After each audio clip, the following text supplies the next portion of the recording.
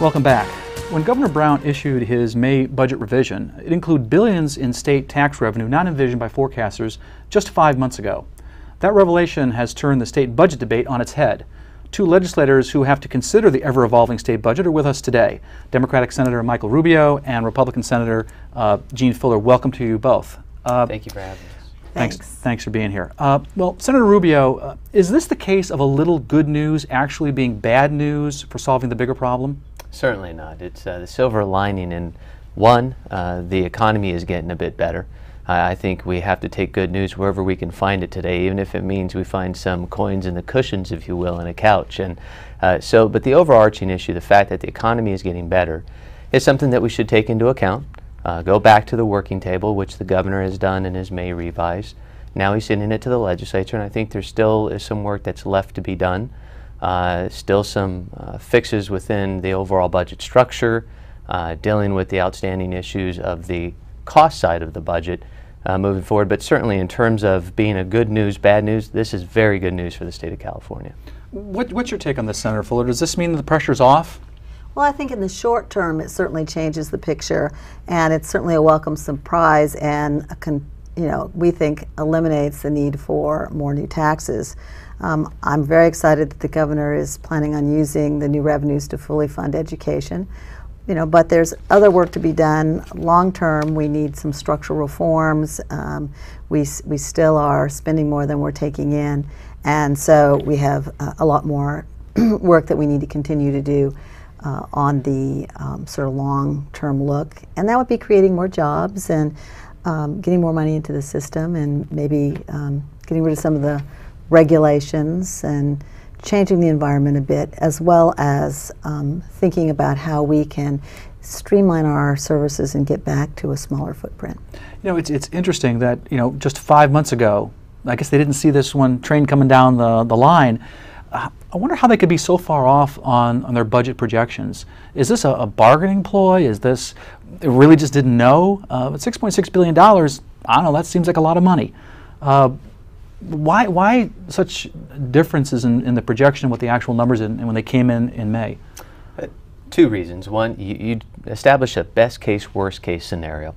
Internally, when we looked at best case scenario, there were numbers even greater than this. And so you take account the information that you do have from an accounting standpoint. And let's remember, when you look at the budget revenue streams for the state of California over the last 2 decades, one of the problems is that it looks like, Mark, your last EKG report, they spike, there ebb and flows throughout the revenue streams, and so my medical records are supposed to be confidential. Wait a second. That is true. I didn't mean to bring them up. But talk to my staff. It certainly is true, though. That is inherently one of the problems systemically with this California state's budget. It's got unreliable revenue streams. This highlights that problem. It's something that we need to fix moving forward. Can you explain this unreliable revenue streams? What do you mean by that? Well, one of them, a large part of the $2 billion that we have for this fiscal year is a product of capital gains tax. Capital gains is a one-time revenue. What we must do is align ongoing revenue, those revenues that are reliable for the state, and link them to ongoing expenses. We now have today a budget that bases or relies heavily upon one-time revenue. It's the equivalent if you're working and you get a salary of $50,000, but you get a bonus, an annual bonus at Christmas time. You would take that bonus money and apply it to ongoing expenditures in your home, paying for PG&E bills or something. My kid would spend the money, I'm That's sure. right. But as a state, we should not do that. Okay, well, Senator Fuller, let me ask you. Governor Brown says that he has this $35 billion wall of debt, and he has a proposal to pay off about $29 billion of that by 2015. Good idea, bad idea? Well, it's always a good idea to pay down our debt, and I think we all want to do that.